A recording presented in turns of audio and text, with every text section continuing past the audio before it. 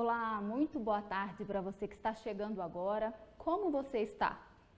Eu vou perguntar de novo, como você realmente está? Hoje nós vamos falar sobre um assunto muito importante e que tem atingido cada vez mais pessoas. E infelizmente é um assunto sério. Hoje a gente fala sobre depressão. São os episódios 5 e 6 da série Mente.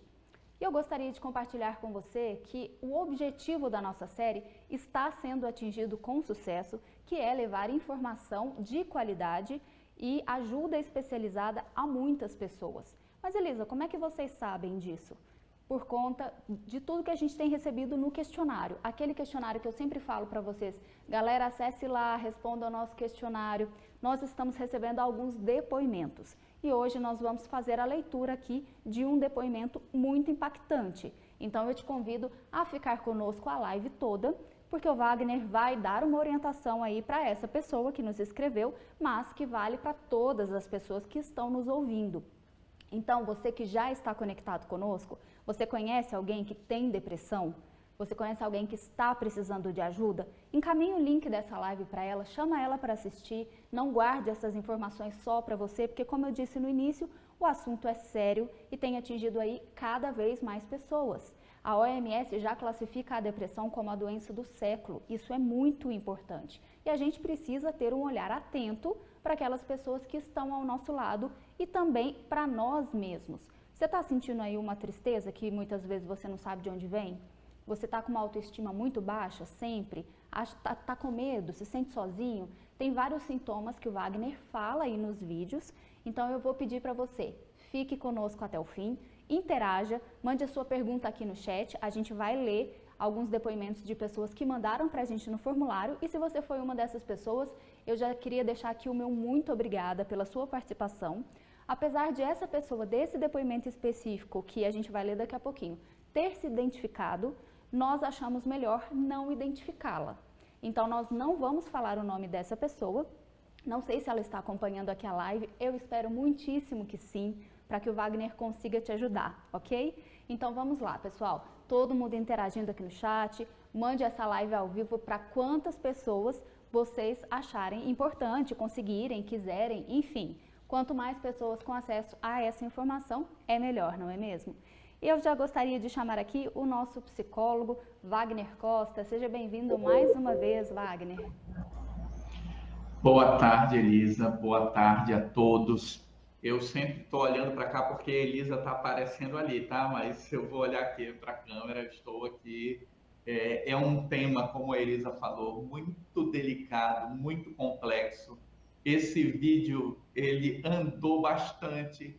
Eu recebi assim comentários de pessoas que moram em Portugal, que moram na Espanha, várias pessoas que viram o nosso vídeo falando que, olha, eu me identifiquei, eu sinto essas coisas, eu preciso de ajuda. E essa é a nossa ideia, que essa série possa levar até você uma reflexão sobre a vida, porque saúde mental é para ser trabalhada todos os dias, durante todo o ano. Então, estamos aqui, vamos iniciar, Elisa, eu estou à sua disposição.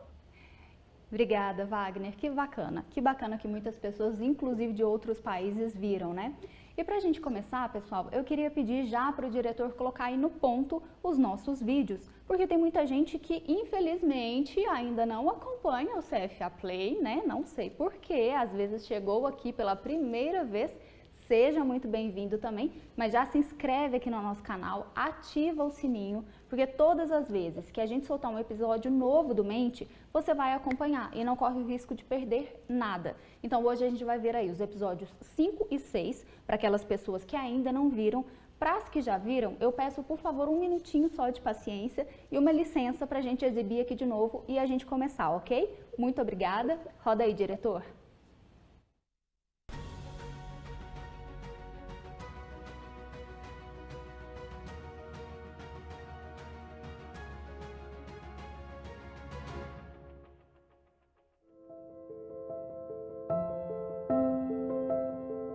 A depressão é considerada pela Organização Mundial de Saúde como o mal do século XXI.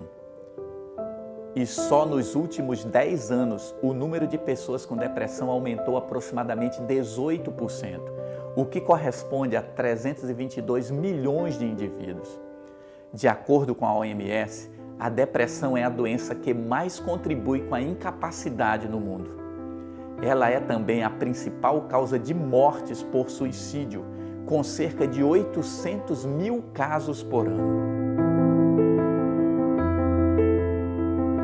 O Brasil tem a maior taxa de depressão do continente latino-americano, superando países como Cuba, Paraguai, Chile e Uruguai. E segundo a Associação Nacional dos Dirigentes das Instituições Federais de Ensino Superior, cerca de 15% dos estudantes brasileiros sofrem com o mal, enquanto a média entre jovens de até 25 anos é de 4%. Essas informações são um sinal de alerta e você, acadêmico, deve ficar atento aos sinais e sintomas que ajudam a identificar o pensamento depressivo.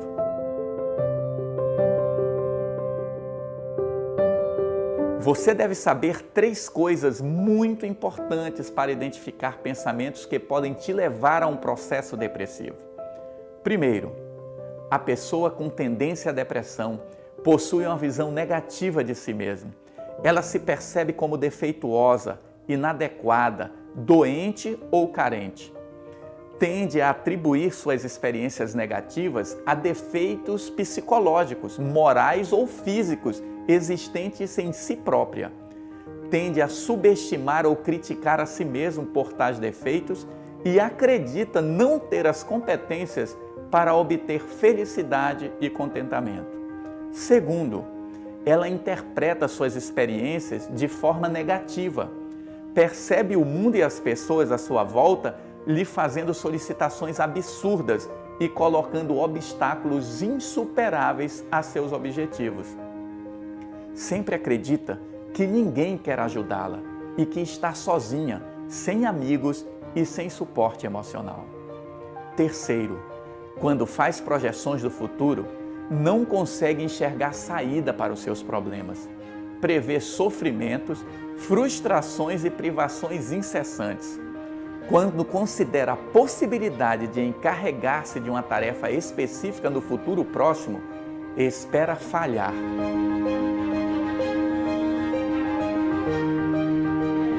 Prestou atenção? Se você tem uma visão negativa de si mesmo, se pensa que está sozinho e ninguém te ajuda e não consegue enxergar um futuro diferente, fique atento. Você é um forte candidato a sofrer com a depressão. E aí você pergunta, o que devo fazer para me proteger? Cultive emoções positivas. Busque identificar as coisas boas que acontecem em sua vida. Elas sempre existem. O sol que nasceu hoje, a natureza, a vida, os amigos, mesmo que sejam poucos. Aprenda a ser otimista. A partir de hoje, todas as vezes que perceber um momento feliz, diga a si mesmo: acabei de experimentar a felicidade, e deixe essa emoção tomar conta de você por alguns instantes. Com o tempo, vai perceber que sua mente estará mais focada nos acontecimentos prazerosos da vida. Pense nisso, pense agora.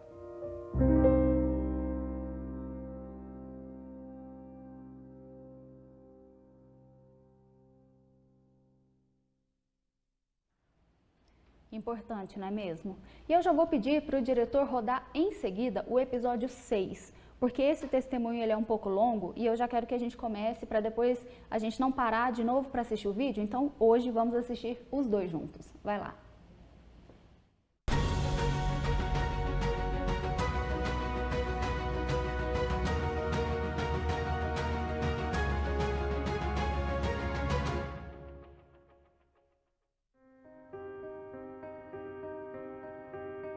A depressão é um transtorno comum em todo o mundo.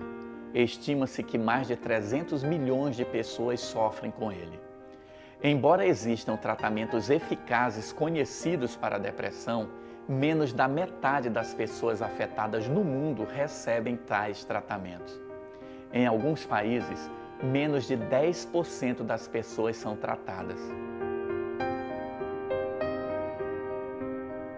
Os obstáculos ao tratamento eficaz incluem a falta de recursos, a falta de profissionais treinados e o estigma social associado aos transtornos mentais, porque muitas pessoas ficam com medo de serem chamadas de loucas por terem depressão. Outras barreiras ao atendimento é a avaliação imprecisa.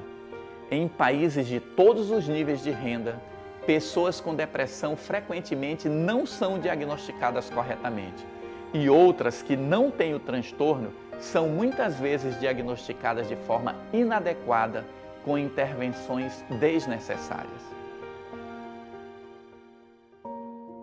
O que tem preocupado é o crescimento do transtorno entre universitários. O estresse gerado pelas mudanças na vida de quem entra em uma universidade, e aqui podemos citar os problemas financeiros e o choque com uma nova realidade totalmente diferente do ensino médio, além das pressões para atingir sucesso. Em muitos casos, é suficiente para forçar alguns estudantes a deixar a faculdade ou algo pior. É preciso conhecer os sinais de alerta e ficar atento para buscar ou oferecer ajuda. Quando você perceber algum dos sinais como sensação de tristeza intensa e recorrente, pensamentos de incapacidade e cansaço excessivo, falta de vontade para cumprir as obrigações, sono irregular, muito sono ou insônia, falta de apetite, a lista é grande e eu sugiro que você procure saber mais sobre o assunto para se prevenir ou ajudar um colega que necessite do seu apoio. É importante saber: pressão por bom desempenho, as exigências do mercado de trabalho, a rotina corrida, vida financeira abalada e afastamento social, coisas tão presentes na vida de estudantes universitários, podem ser fatores que ajudam a desenvolver a depressão. Fique atento às mudanças de humor e comportamento. Elas podem indicar o momento de buscar ajuda. Pense nisso. Pense agora.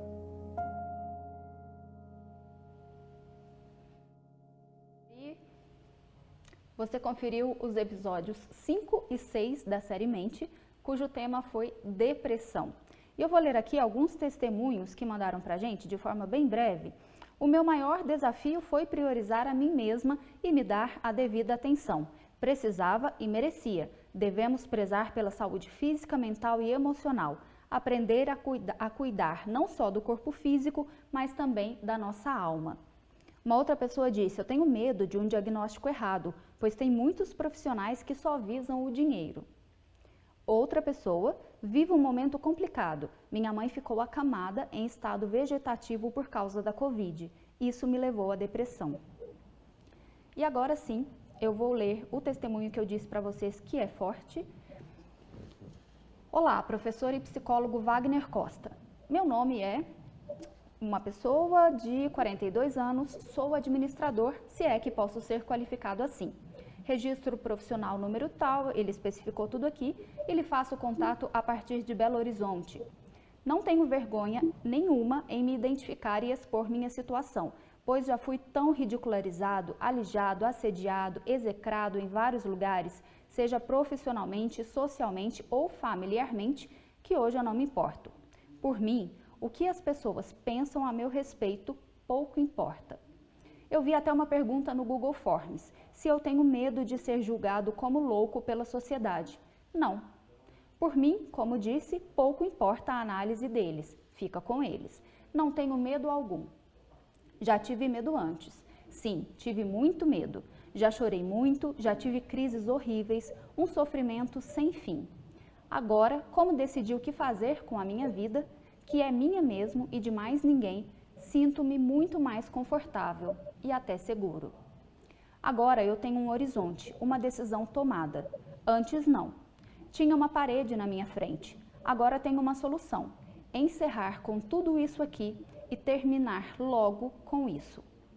assim que surgir a oportunidade temporal e ideal. Tenho sentido todas essas situações. Sensação de tristeza intensa, cansaço excessivo, pensamento de incapacidade, sono irregular e insônia. Isso ao longo de muitos e penosos anos. Quem ainda me mantém aqui, literalmente, é a minha mãe, pois não consegui, durante o meu período de vida, me estabelecer profissionalmente de forma adequada, pois infelizmente encontrei pessoas ao longo de minha trajetória, pessoas horríveis que criticaram, zombaram, assediaram bastante meus conhecimentos, minhas atitudes, o meu jeito de ser. Eles destruíram os meus projetos. Eles venceram. Que bom, excelente. O mal sempre vence. Pois então, é para minha mãe que atualmente vivo e dedico a minha atenção integral. Ela está fazendo um tratamento contra o câncer de mama e requer cuidados especiais, um constante devotamento, uma renúncia muito grande de minha parte com relação a sonhos, vontades, planos. Eu também não tenho que importar muito comigo, com a minha vida, pois também tenho câncer de tireoide, um nódulo bem rotundo e generoso no pescoço que começa a me incomodar de forma mais direta. Não tanto como antes, mas as doenças evoluem, não é mesmo? Como não tive oportunidades para exercer a minha profissão, o que procurei, o que busquei, lutei, foi esmagado pela maldade de pessoas horríveis, tanto de fora quanto de familiares que se apresentam como bons, mas são maus, piores que as piores cobras. Passei a utilizar os conhecimentos que conheci na faculdade, que hoje tenho certeza, mais que tudo, não deveria ter feito, foi uma perda de tempo, para tentar ajudar a administrar a saúde de minha mãe, dando suporte de informações aos médicos quando das consultas. Tudo o que acontece, quaisquer situações, eu busco relatar aos médicos dela, para que eles possam ter informações ricas para dar o melhor diagnóstico e propor o melhor tratamento para minha mãe. Controlo todos os seus exames, marcações, sessões, vacinas, organizo toda a agenda. Realmente, uma pessoa com câncer precisa e merece do outro lado, lhe dando todo o suporte, pois o tratamento é longo e cheio de detalhes. E como eu já fui ridicularizado certa vez em uma empresa que trabalhei sendo chamado de detalhista demais, acredito que nesse ponto tudo vai bem, pois a atenção aos detalhes do tratamento de minha mãe é essencial. Mas assim que tudo terminar, que minha mãe estiver bem e que as coisas voltarem ao normal, e estão voltando, eu darei um término nesse estágio de vida maldito em que me encontro. Ela que me mantém aqui, sem emprego, sem esperança, sem apoio. Perdi completamente a vontade de fazer algo, joguei tudo fora. Sonhos, planos, vontades, chutei tudo. Afasta de mim esse cálice. Uma vez disse a minha mãe que se ela partisse antes de mim, eu não veria o nascer do dia seguinte, pois disse a ela que jamais iria para a indigência, disse a ela que jamais conviveria com meu pai, jamais iria para a casa dos familiares e jamais iria para a rua, para a mendicância, para o abandono. O que restou para mim? O suicídio. Falar em suicídio para mim não é tabu. É bastante natural. Talvez seja até mais fácil que beber um copo d'água. Não tenho comigo essas religiosices e outras denominações e histórias que contam por aí. Que o suicida vai para o inferno, que o suicida vai queimar no fogo, que o suicida vai conhecer os umbrais eternos, que o suicida será isso, será aquilo, que Deus castiga os suicidas. Sério? Castigo é viver aqui. Castigo é ser ridicularizado o tempo todo pela família. Castigo é sentir não pertencer a lugar algum. Castigo é lutar, lutar, lutar, lutar, buscar, buscar, buscar, tentar, tentar, tentar e não conseguir. Castigo é se humilhar para pedir algo a alguém, um emprego, por exemplo, e ser mais humilhado ainda. Castigo é ser abandonado pelos seus pares, pelos seus amigos em quem confiava, por saberem que você não tem roupa de marca, relógios caros, dinheiro para baladas, carros do ano, apartamentos bem montados, uma carreira estável. Castigo é ser ridicularizado pelo conselho de classe e pelas pessoas de profissão que abraçaste. Castigo é perder a esperança no seu país. Castigo é seguir a lei e a ordem e ver que o outro, que não segue, se dá bem sempre e você sempre se dá mal em tudo. Castigo é ver suas coisas, seus planejamentos nunca darem certo. Castigo é ver seu pai dizer que jamais desfará de um bem dele de um bem dele para te dar alguma coisa. Castigo é ver as pessoas da sua família te amaldiçoarem em tudo que faz e, sorrindo, desejarem te ver na sarjeta. Então, professor e psicólogo, estou escrevendo isso pois muitas pessoas devem viver a mesma situação que passo nesse exato momento. Estou escrevendo isso e não tenho vergonha alguma de revelar quem eu sou e digo que o que falam a meu respeito já não me atinge mais. Meu e-mail é, e aí ele deixou aqui o e-mail, e estou revelando ele para não parecer que inventei para preencher o questionário, fazer troça com o assunto. Não é vitimismo, não é mimimi, como muitos consideram. Não é tristezinha temporã. Escrevo e revelo os meus dados para demonstrar de verdade a realidade. Não precisa entrar em contato comigo. Por favor, não se incomode comigo, ok? Eu espero que aqueles que irão te assistir consigam um amparo que eu não consegui. Daqui continuarei minha jornada de auxílio para minha mãe, minha mãezinha, dedicação integral à causa de combater o câncer de mama, acompanhando-a agora na radioterapia. Ela fez a quimioterapia e eu estive com ela em todos os momentos, todos. Não a deixei sozinha um só momento desde quando tudo começou e ainda mais neste período de pandemia, tomando todos os cuidados, protegendo mesmo, dedicação integral a ela. Desde todos os exames diagnósticos, internações, cirurgias, quimioterapias, tomografias, ultrassons, cintilografias, vacinas contra a Covid, vacina contra a gripe, consultas diversas, agora na radioterapia. Ele fala aqui que são 20 sessões diárias. Em casa, também acompanhando todos os desdobramentos e diversas situações, enjoos, fraqueza, diarreia, lágrimas, dores, cansaço, hiperglicemias, hipoglicemias. Tudo com coragem. Para a mamãe, eu lutarei. Depois, eu quero descansar. Desencarnar é a palavra mais adequada. Nós aqui do CFA Play ficamos muito impressionados com esse depoimento, porque é um depoimento forte, impactante, preocupante, e é por isso que nós estamos aqui com o nosso mestre em Ciências da Saúde, Wagner. É com você agora. Elisa, esse depoimento, ele deveria assim, servir para todos nós, todas as pessoas que estão aqui assistindo a live e para outras que assistirão depois, porque o material vai ficar gravado. Observem que nós vivemos num país muito complexo, a nossa realidade do momento. Então, uma pessoa com graduação, uma pessoa que escreve um texto desse tamanho, com essa clareza, não é uma pessoa que não tem qualificação. Não sei se eu me faço entender, porque se você pega o texto tem coerência, está bem escrito, ele sabe desenvolver a ideia. Mas observa, as circunstâncias da vida, os acontecimentos em volta, foram se somando.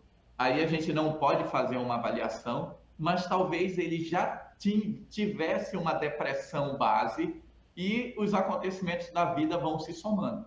Como eu vi aqui nas perguntas, né, que o pessoal já está escrevendo, o que fazer, como viver, como sair disso. É extremamente importante que cada um de nós perceba essas dores do outro e esteja disponível para o outro. É importante que nós possamos perceber as nossas fragilidades e possamos ficar abertos a receber ajuda. Porque uma coisa que está bem clara aí nesse depoimento, esse depoimento diz exatamente os vídeos que eu gravei, as características de alguém que está sofrendo com a depressão. Você assista os vídeos, leia o depoimento, ouça o depoimento, que você vai ver que ele não consegue perceber a ajuda de ninguém, ele ainda vê que as pessoas maltratam ele. A gente está usando aqui a referência para mostrar que é assim. E, Elisa, o que é preocupante, que são milhares e milhares de pessoas que estão vivendo este sentimento. Então, agora, acabamos de ter o Setembro Amarelo, a Organização Mundial de Saúde fez um alerta. Nenhum dos países envolvidos na Organização Mundial da Saúde cumpriram as metas estabelecidas para a saúde mental. Nós moramos num país onde não tem psiquiatra, onde não tem atenção básica, onde não tem suporte emocional para as pessoas. Então, é assim, é como você ficou impactada, isso é verdade, é impactante. Isso é a realidade de muita gente. Então, essa nossa série, esses pequenos episódios, é exatamente para fazer você que está nos ouvindo pensar. Sabe, o que você pode fazer? Sabe, eu fiz algumas recomendações aí nos 2 episódios, eu disse o que você pode fazer no seu dia a dia. Faça, sabe? Alimente a sua mente com bons pensamentos todo dia.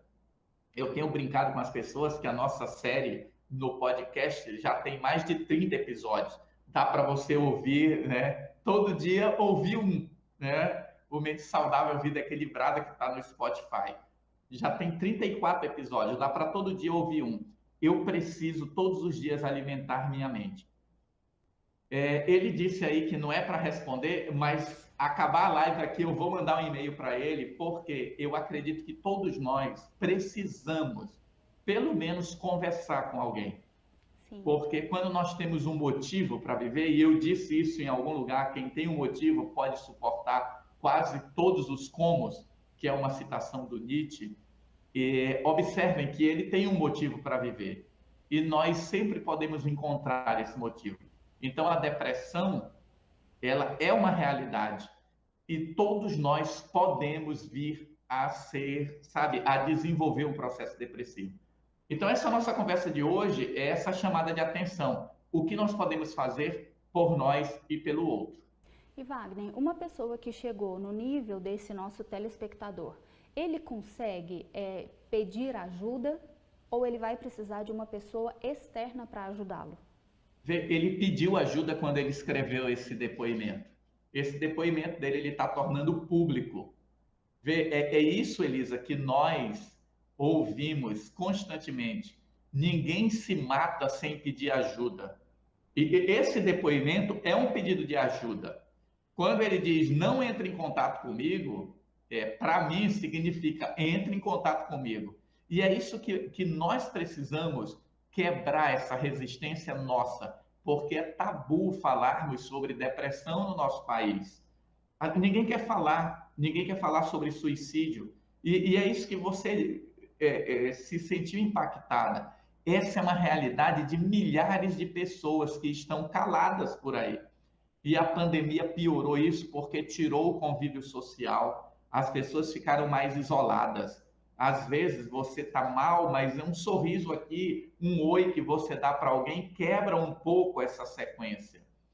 Basicamente, isso é um pedido de ajuda. Ele precisa de ajuda, talvez precise tomar medicação, mas é assim, de preferência com apoio de familiares, com apoio de pessoas próximas.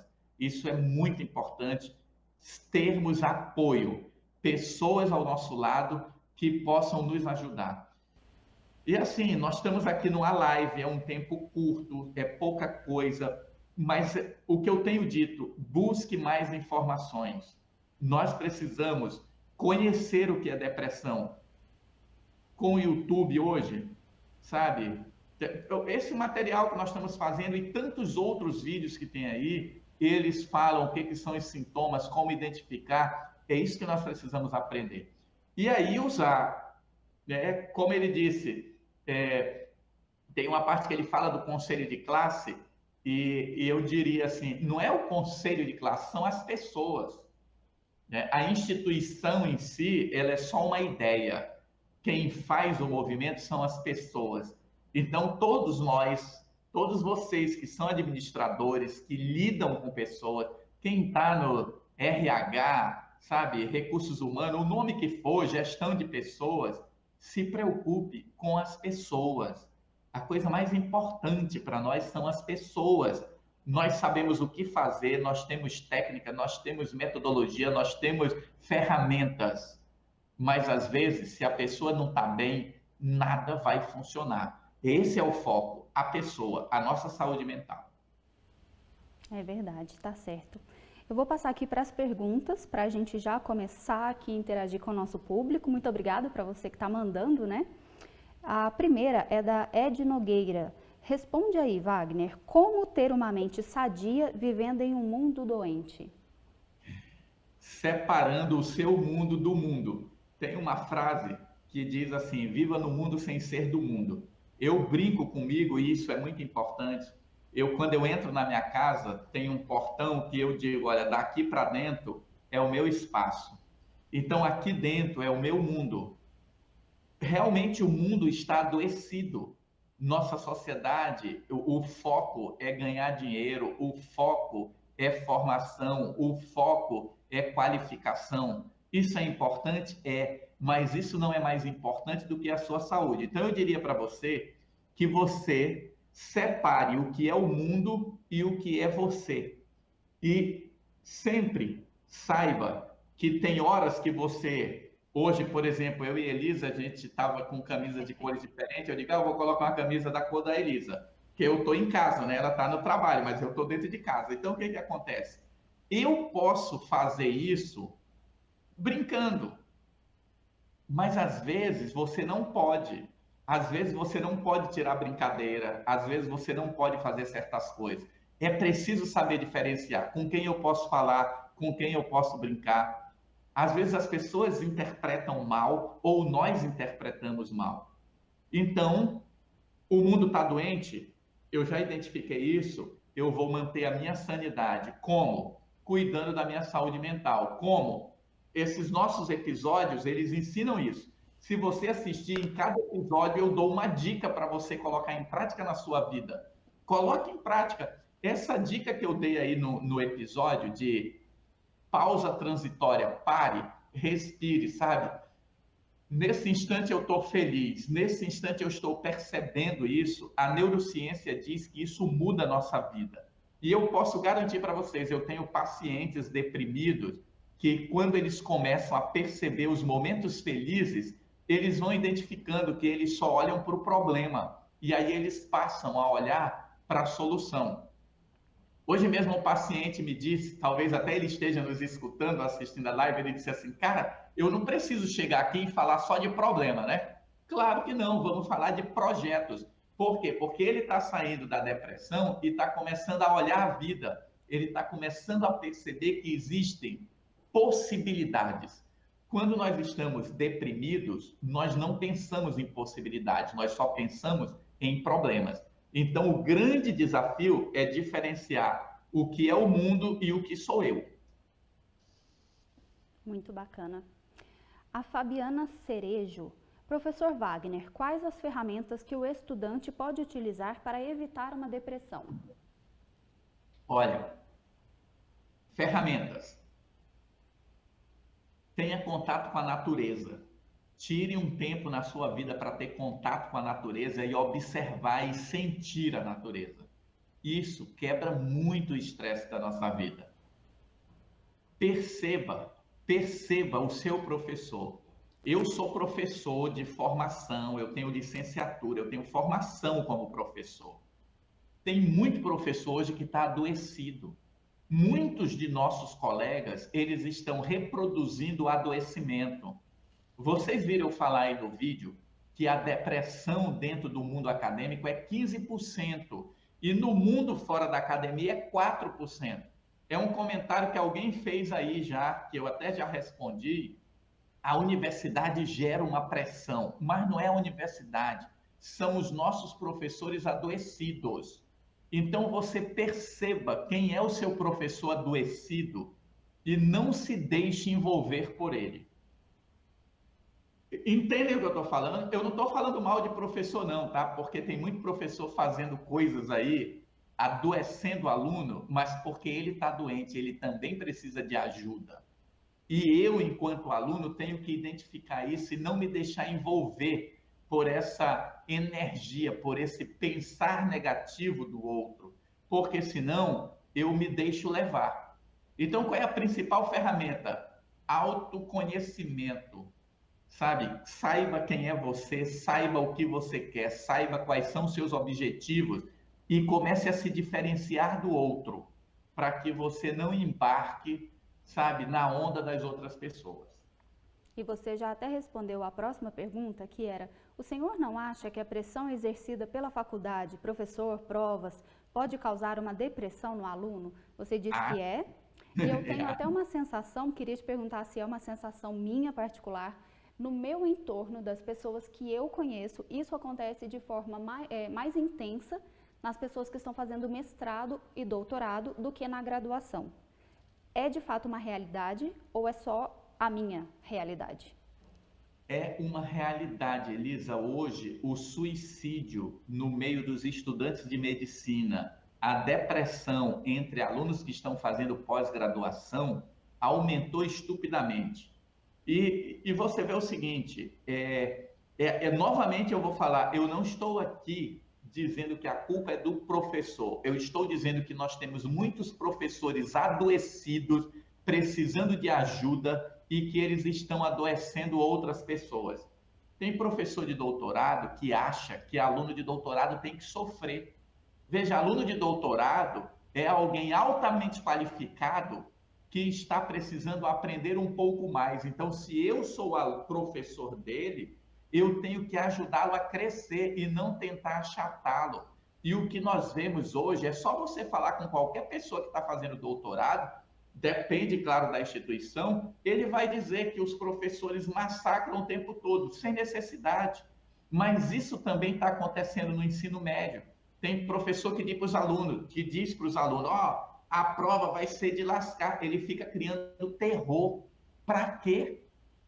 Quem sabe o que é educação, avaliação, é para o professor descobrir se ele está ensinando bem ou não, o que ele precisa mudar para fazer o aluno crescer. A avaliação não é para destruir aluno, mas tem professor hoje que acha isso. Por quê? Porque nós perdemos o rumo.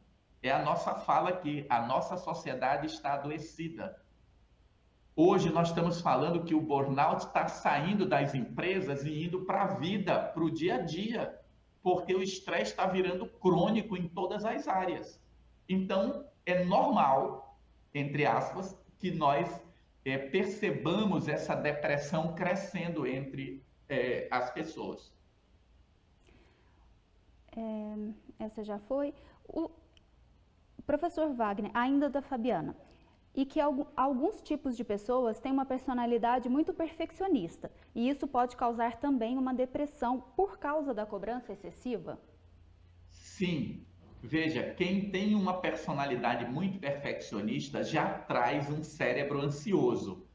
Então, às vezes, quando você vê uma criança que ela é organizada demais, que ela só tira 10, às vezes essa criança já sofre com ansiedade. Ela precisava fazer terapia para começar a perceber que o mundo não é perfeito. A natureza não é perfeita. Eu vou dar um exemplo que aconteceu essa semana. Aqui na minha casa tem muitos pássaros que fazem ninho. Eu moro numa cidade, gente, que tem muitos pássaros. Então, o que acontece? Caiu um passarinho do ninho. E aí eu e minha filha resolvemos salvar esse pássaro. Aí o que nós fizemos? Pegamos o pássaro, pegamos uma escada e fomos colocar o pássaro no ninho. Quando nós chegamos com o pássaro no ninho, o outro que estava no ninho voou e caiu lá para o outro terreno. Ou seja, nós salvamos um e matamos o outro. Aí daqui a pouco o que nós colocamos lá, ele voou de novo para o chão. Aí nós ficamos pensando, e agora? Mas deu tudo certo porque eu vi que a mãe dele ficou alimentando os dois e eles já voaram, todo mundo se salvou. Essa é a nossa realidade. Às vezes, eu preciso ter noção exata, porque eu acho que estou ajudando e termino atrapalhando. Tem uma pergunta aqui da Viviane Martins. Como ajudar alguém que visivelmente percebemos que está em depressão, porém não aceita fazer tratamento com um profissional? Veja, isso acontece muito, né? Se eu conheço alguém que eu percebo que ele não está bem e ele não aceita a minha ajuda, eu falo com um familiar dele. Mesmo que ele não queira e que ele se zangue comigo, eu vou perder a amizade dele, mas eu vou falar para o familiar dele, olha, ele está precisando de ajuda, preste atenção nisso, nisso e nisso. E se essa pessoa for o seu familiar e não aceitar o tratamento? Vê, aí reunião de família, nós temos que sentar todo mundo e tentar ajudar. Porque às vezes a pessoa realmente não quer ajuda. Tem pessoas que resistem. Mas observa, eu não estou bem emocionalmente. Então a minha resistência à ajuda é porque eu acho que não tem saída. Essa é a grande questão. A pessoa que pensa em se matar, ela não quer morrer, ela quer resolver o sofrimento que ela acha que não tem saída. E às vezes o sofrimento é muito grande mesmo. Você vê o depoimento que nós recebemos aí. Às vezes as pessoas estão em condições desumanas, sabe? Às vezes é muito complexo. Então, assim, nós precisamos ser esse suporte. Mas às vezes a pessoa está tão mal que ela não quer mais ajuda. Isso é complexo. Agora, é assim, é o limite de cada um. Eu, se for um familiar meu, eu vou tentar intervir o quanto eu puder. Sabe por quê? Porque senão depois nós vamos sentir culpa. Se acontecer uma tragédia, nós vamos ficar sempre pensando, sabe? Eu poderia ter feito um pouco mais. Então, esse é o foco. Faça aquilo que estiver ao seu alcance. Ou seja, aquela fala que a gente sempre escuta, não é possível ajudar alguém que não quer ajuda, faz sentido ou não faz sentido? Porque eu já vi muita gente falando essa frase e se esquivando muitas vezes de insistir ali naquela ajuda. Qual é a sua orientação? Insista ou não? Insista. Esses dias eu gravei um vídeo que eu gostei muito. Eu gravei um vídeo no meio dos girassóis, sabe? O negócio ficou bem legal. E eu disse uma frase que foi espontânea, que eu gostei do que eu disse. Olhe para o outro como se fosse você precisando de ajuda. Então a ideia é a seguinte: insista, porque o outro, naquele momento, ele está enlouquecido. Ele não sabe o que ele quer. Ele não sabe o que ele quer. Eu posso afirmar para vocês, todas as pessoas que eu conheço que tentaram se matar e sobreviveram, elas não estavam lúcidas. Elas dizem, eu não sei o que deu em mim. Eu não sei o que deu em mim. Simplesmente é como se fosse uma coisa que tomou conta de mim e fez. Em outras palavras, naquele instante, ela estava louca, ela estava em surto, ela não estava consciente. Então, quando nós fazemos essa intervenção, nós podemos evitar o suicídio. É por isso que se diz que mais de 90% dos suicídios podem ser evitados.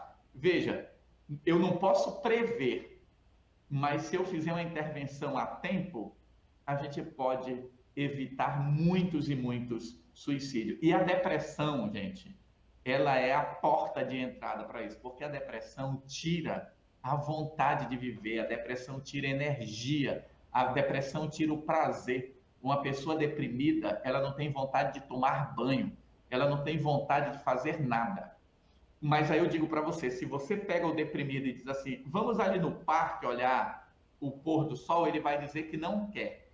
Mas se você arrastar ele, quando chegar lá ele vai gostar, ele vai dizer que foi bom. Então é essa a questão. Eu tenho que carregar o outro às vezes. E aí, claro, é o limite de cada um. Ah, certo, que importante. Para você que nos assiste, então, não desista de ninguém, não desista, hein?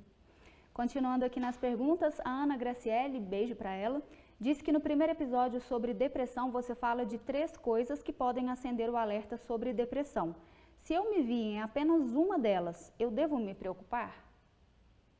Deve cuidar. Veja só, é uma combinação. Se eu tenho uma visão negativa de mim mesmo, que são as 3 coisas, visão negativa de si, visão negativa do mundo e visão negativa do futuro. Observa só, se eu tenho uma visão negativa de mim mesmo, eu preciso mudar essa visão. Eu preciso começar a observar que eu sou único, que eu não posso estar me comparando com os outros. Então eu tenho um mecanismo de mudar essa percepção. Eu posso fazer isso. Às vezes eu já tenho uma maneira que nós chamamos dentro da psicologia de esquemas, eu já tenho um jeito de pensar. Então eu tenho que identificar esse jeito de pensar e começar a mudar. Às vezes essa visão negativa de si mesmo, É um jeito de falar mal de si. Muitas pessoas têm esse péssimo hábito. Toda vez que ela se refere a ela fala mal dela. E eu sempre digo, né? Autoestima é tudo. Eu, sempre que falo de mim, eu sou bom em tudo.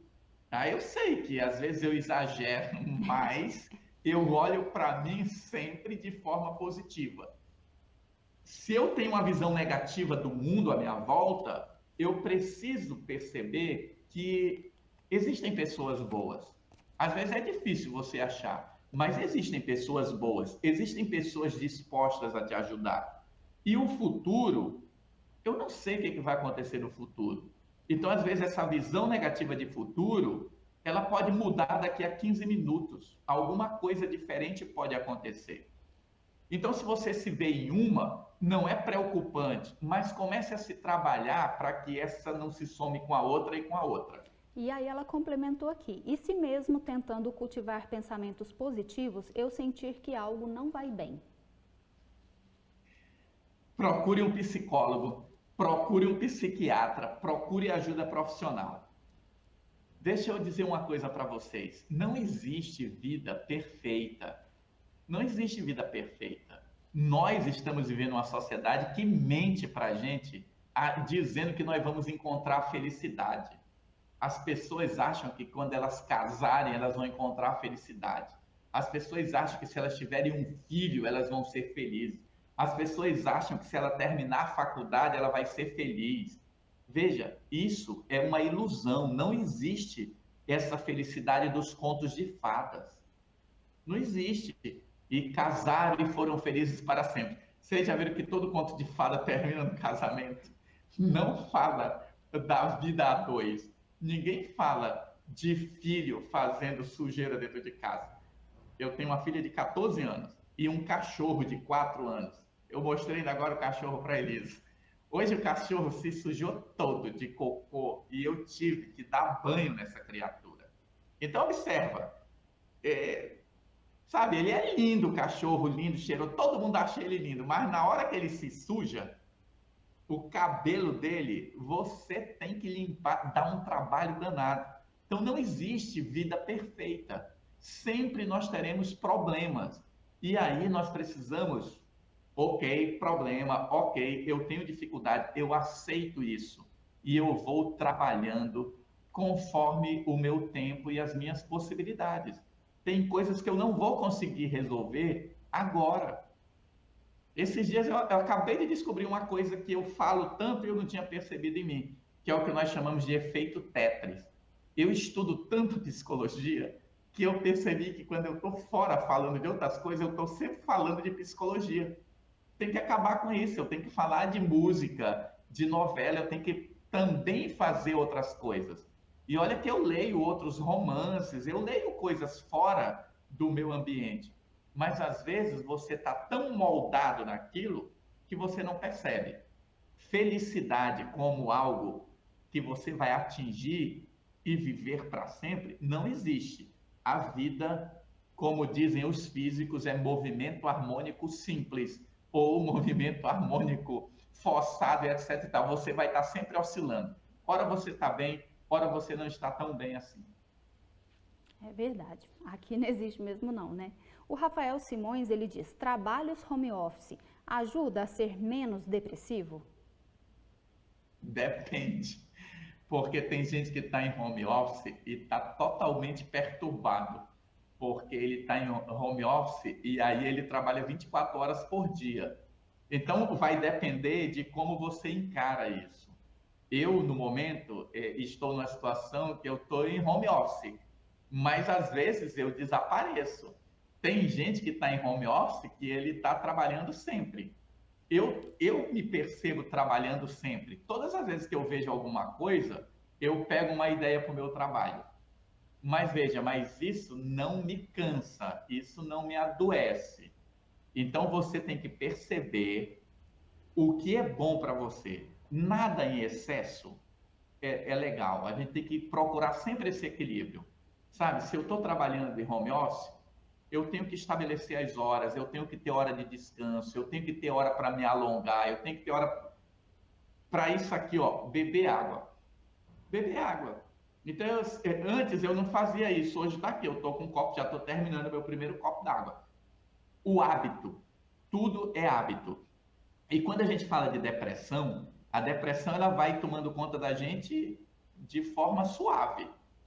É aquela história da erva daninha que vai crescendo na árvore e daqui a pouco ela toma conta da árvore. E a árvore não percebe isso. Então nós, mesmo trabalhando em home office, às vezes é legal, mas tudo que você fizer por um tempo, você vai ter um enjoozinho. Então, transforme o seu trabalho para que você esteja sempre se renovando. Rafael Simões, ensino público deveria inserir matérias como psicologia, finanças e terapias alternativas? Como é que é o início? O ensino público deveria inserir matérias como psicologia, finanças e terapias alternativas?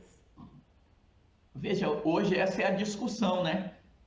Mas vocês percebem que tem vários estados que já incluíram a questão da educação financeira nos currículos. Veja, eu não sei qual é a data da publicação do livro do Daniel Goleman, Inteligência Emocional. Isso era uma data que eu deveria saber de cor, mas é da década de 90. Veja, nós estamos há séculos, nós sabemos e nós estamos discutindo esse modelo de currículo educacional. É óbvio que nós deveríamos estudar relacionamentos interpessoais nas escolas. É óbvio que nós deveríamos aprender a cuidar da nossa saúde mental. E a escola, ela está preocupada só com conteúdo. E hoje tem toda uma discussão, porque às vezes o pai passou a responsabilidade para a escola, para ela educar o filho. E aí a escola hoje manda tarefa para casa numa quantidade absurda. E aí o pai que não sabe cuidar dessa tarefa para casa, é mais um problema para ele. Eu acredito que psicologia, não é a disciplina psicologia, mas relações interpessoais, educação emocional deveria fazer parte da escola. Sabe o que a gente poderia fazer, que seria a mudança do modelo? Proporcionar isso aos professores. Se os nossos professores estivessem numa condição psicológica boa, eles estivessem emocionalmente equilibrados, nossas escolas estariam melhores. Novamente, eu quero frisar que eu não estou falando de professores, eu estou falando da situação que eles vivem. Porque se nós tivéssemos bons salários, boa condição de trabalho, muita coisa mudaria. Mas sou totalmente a favor que deva ter educação emocional nas escolas. Só para a gente fechar essa pergunta, ele está perguntando aqui quais livros você indica. Livros? Isso. Rapaz, olha, tem uma lista enorme. Eu vou indicar um livro para você ler, que eu não sei se esse livro ainda é publicado, mas você acha ele na internet. Tem um livro chamado Construindo a Relação de Ajuda. Construindo a Relação de Ajuda. Esse livro, ele é simplesmente fantástico. É um trabalho de um médico que criou uma disciplina na Universidade de Minas Gerais, no curso de medicina, para ensinar os alunos de medicina a cuidarem melhor dos seus pacientes. Esse livro, assim, é uma obra-prima. É uma obra-prima, porque ele ensina como ouvir, como perceber o outro, como interagir o outro e como ajudar o outro. Eu acho que esse livro todo mundo deveria ler. Um outro livro que eu indicaria para todos vocês chama-se Eu Me Amo. Eu Me Amo. É um livro fininho que ele fala exatamente dessa questão de como eu me enxergo. Outro livro que todo mundo deveria ler é Inteligência Emocional, do Daniel Goleman. Que é de 1995, Fabiana mandou aqui pra gente. 1995, ó, Daniel Goleman, Inteligência Emocional, Eu Me Amo, Lee Jampolsky, o nome do autor, e Construindo a Relação de Ajuda, acho que é Márcio e Clara Feldman, a pronúncia do nome deles. Procurem na internet. Eu diria que esses 3 livros, ele dá uma boa ideia do que é saúde mental. E não são livros de psicologia, tá? São livros que falam da vida de uma forma geral. Bacana, obrigada, Wagner. O Daniel Salles pergunta, professor Wagner, por vezes confundo aspectos de depressão com aspectos de autismo. Como identificar? Depressão e autismo? Eu não sei se essas duas coisas se confundem, mas eu não sei exatamente o motivo, né? Como é que você chegou a essa pergunta. Mas observa, quando a gente fala de transtorno de espectro autista, geralmente as pessoas que têm um espectro autista, elas têm um comportamento mais padronizado, ela oscila menos. Se ela não gosta de barulho, ela não gosta de barulho. Se ela não gosta de contato com pessoas, ela não gosta sempre. Entendeu? Se ela não gosta de abraço, ela não gosta de abraço nunca. A depressão, você tem uma certa oscilação, porque o humor da gente, essa coisa de como eu me sinto, ele também é influenciado muito externamente. Então, as características da depressão, elas podem oscilar. Eu posso me esconder atrás das minhas características de depressão. Eu posso estar deprimido e fingir que eu estou alegre. Quem está no transtorno do espectro autista não tem essas habilidades. Uma das dificuldades das pessoas que têm um pouco, né, desse espectro autista, elas são meio que inflexíveis. Elas interpretam as coisas ao pé da letra. Então, ela não tem esse tipo de habilidade. Agora eu vou fingir que eu gosto de abraço. Agora eu vou fingir que eu gosto de barulho. Ele está numa sala, alguém começa a fazer barulho, ele não se contém. Ele vai pedir para as pessoas pararem de fazer barulho, porque aquele barulho perturba ele. O deprimido, ele consegue lidar mais com essas oscilações. Eu não sei se eu respondi a pergunta, mas se eu não respondi, depois fala comigo aí pelo Instagram, @WagnerCostaPC, e a gente troca ideia.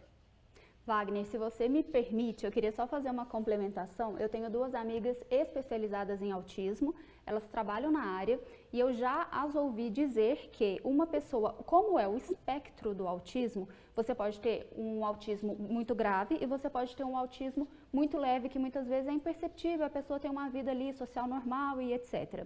Porém, se o adulto ele não teve esse diagnóstico correto durante a vida, pode ser que ele tem maior propensão a desenvolver a depressão, porque acontecem coisas com ele que ele não entende e à medida que a vida vai passando e ele não entende porque ele é assim, ele não é aceito e tal, ele tem maior propensão de desenvolver a depressão. Mas eu sou leiga, estou só passando para você o que eu ouvi dessas minhas amigas, vou até deixar aqui o Instagram delas, caso seja de seu interesse, @TatoDesenvolvimento, TatoDesenvolvimento. Que daí, com uma ajuda especializada, elas podem te ajudar melhor, né? O Edmar... Desculpa. Mas olha só, mas faz sentido isso que você está falando. Se eu tenho alguém que não teve um diagnóstico, e isso é muito comum no Brasil, sim, tem pessoas, eu atendo pessoas que chegam no meu consultório com 20 anos, porque ele não está conseguindo se desenvolver na faculdade, e aí ele começa a desenvolver ideação suicida, e às vezes ele tem um espectro autista e ninguém tinha percebido. Então, ele começa a desenvolver esse tipo de comportamento. Sim. E que, às vezes, não tem nada a ver com a vida dele. É a pressão externa. Isso pode acontecer, sim.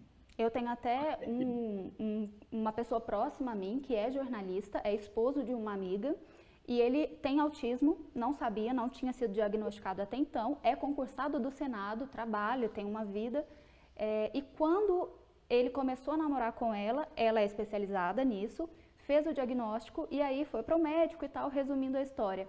Eu me lembro do que ele disse, que ela contou pra gente. Ufa, que alívio, graças a Deus. Porque a pessoa entende porque ela é assim, né? E aí consegue viver, tem todo um tratamento ali especializado, enfim. Edmar Santos mandou uma pergunta que, na verdade, não é uma pergunta, eu acho que é um comentário.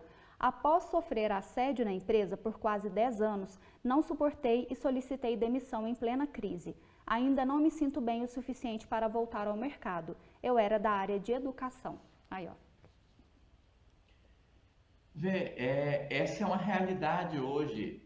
Muitas pessoas, olha, tem muitos professores vivendo essa realidade.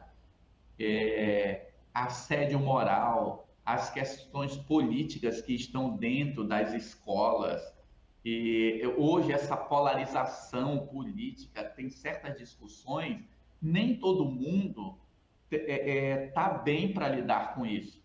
Então é muito complexo e eu diria assim, a gente precisa buscar ajuda, não só uma ajuda de um psicólogo, mas conversar. Eu acho que o primeiro caminho é você identificar em você essa fragilidade e compartilhar com alguém de sua confiança para você começar a construir uma busca por ajuda. Isso vale para todos nós, sabe? Isso vale para todos nós, Elisa. A gente precisa perceber e estar atento para ouvir quando alguém reclama da gente e a gente perceber, cara, eu não estou bem, eu preciso parar para conversar sobre isso. Eu tenho repetido uma frase, né? Falar sobre saúde mental não deveria ser um assunto estranho entre amigos. A gente deveria sentar, às vezes, para falar sobre saúde mental. Como é que está a sua saúde mental? Como é que está a minha saúde mental? Trocar ideias sobre isso. Fica a dica, né? Hashtag fica a dica. Professor, a verdade que uma pessoa doente psicologicamente perto da gente é capaz de nos adoecer também? É pergunta da Laura Ferreira. É capaz de quê, Elisa? De nos adoecer também? Também, porque às vezes nós nos moldamos ao outro. Veja, se eu convivo com alguém que reclama demais da vida, eu começo a perceber essas reclamações. E dependendo de como eu estou, eu posso, um termo da psicologia, me conformar e me adaptar a ela. Então, às vezes, alguém que não está bem, esse pensar nos influencia. Só para vocês terem um número que não tem nada a ver com depressão, mas só para a gente fazer a referência, se você convive com alguém que é obeso, você tem 50% de chance de ficar obeso. Observa, o outro que gosta de comer, gosta de estar sempre mordendo alguma coisa, ele te influencia e te leva para o comportamento. Se você entra num grupo onde todo mundo bebe, você tende a começar a beber. Se você entra num grupo onde todo mundo é mal-humorado, você tende a aprender a reclamar. E isso pode nos adoecer, sim. Isso vale para o bem também? Isso vale para o bem também. Ah, tá bom. Quando eu entro num grupo bem intencionado, as pessoas me levam. Veja, todos nós somos influenciáveis. Tem umas pesquisas que mostram que se você entra no elevador, o elevador é um lugar onde as pessoas ficam todas sem saber o que fazer. Se você entra no elevador e está todo mundo de frente para a parede, você tende a virar de frente para a parede. As pessoas tendem a se organizar, mesmo que de forma inconsciente. Então, a gente segue o bem e segue o errado. Entendi. Isso é sério. Tá certo, Wagner. A gente está chegando aqui ao final da nossa live, mas não antes de ler os comentários. Isaías Santos mandou aqui: obrigado pelo olhar, professor. Noto que às vezes pode não ser tão simples identificar os sintomas de depressão, pois em vários momentos é possível perceber que temos algum sintoma associado. O José Cruz: estou em home e a grande dificuldade no meu caso é falta de convívio com outras pessoas, clientes e o dinamismo anterior. Dessa forma, o dia parece ficar mais longo e muitas vezes bate o desânimo. Foi aquilo que você explicou, né? Funciona para algumas pessoas, para outras não. O Leon Rosa, nosso colega aqui: professor Wagner é um achado, todos deveriam segui-lo nas redes sociais. É uma pessoa que faz a diferença. Parabéns. Aproveitando, quais são as redes sociais? A minha rede social é @WagnerCosta, PSI de psicólogo. Em todos os lugares, no Face, no Instagram e no YouTube. Bacana. E eu vou terminar com um comentário aqui do José Cruz. Tenho usado a estratégia de rezar, olhar o jardim, cuidar das plantas e caminhadas como forma de equilibrar. Funciona, Wagner? Claro que funciona e funciona bem. Eu aqui, eu moro em Roraima. Gente, vocês depois entrem na internet e vejam como Roraima é bonito. Roraima tem centenas de lugares lindos para se visitar. às vezes as pessoas não desfrutam disso. Ter contato com a natureza gera na gente uma emoção diferente. Sabe, você vê uma planta crescer, você plantar alguma coisa, você cuidar, e essa troca, a ciência não estuda muito bem, né, os indígenas, né, os povos originários e as pessoas mais idosas, elas dizem que você troca energia com as plantas.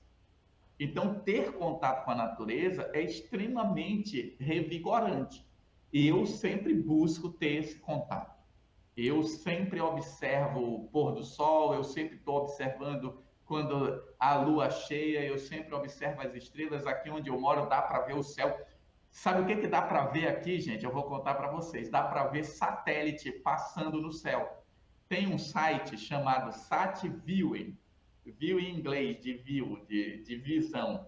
SatViewing. Entre, procure. Esse site, ele pega o seu IP, ele sabe em que cidade você está e ele diz quais os satélites são visíveis na sua cidade. Então, aqui, como é pouco poluído, a gente vê os satélites passando. Então, eu vejo dia e hora e vou lá me posicionar. Ele diz para onde você deve olhar, qual o ângulo, tudo direitinho.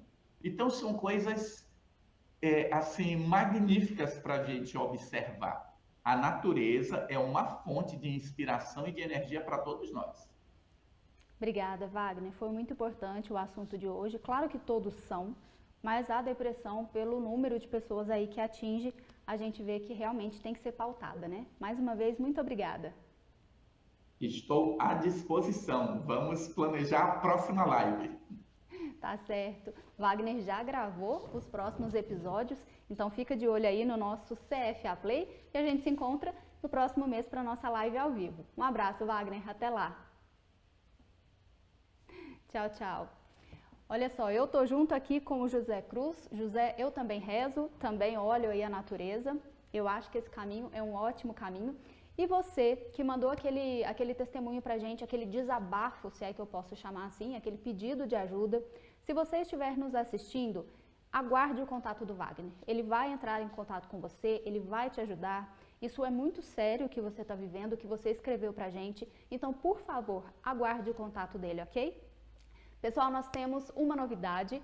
Estamos já aqui no finalzinho, já vamos encerrar, mas eu queria te contar que a partir do próximo ao vivo, nós vamos contar com a tradução de Libras para todos os nossos ao vivos. Então, você vai ter também Libras nas nossas lives, nos nossos webinars, em tudo que a gente fizer aqui no CFA Play, tá joia? É o CFA se aprimorando sempre para atingir aí cada vez mais pessoas. Então, eu te aguardo aqui no próximo ao vivo. Um abraço para vocês. Fiquem com Deus e não esqueçam de se inscrever aqui no nosso canal, tá bom? Até lá, tchau, tchau!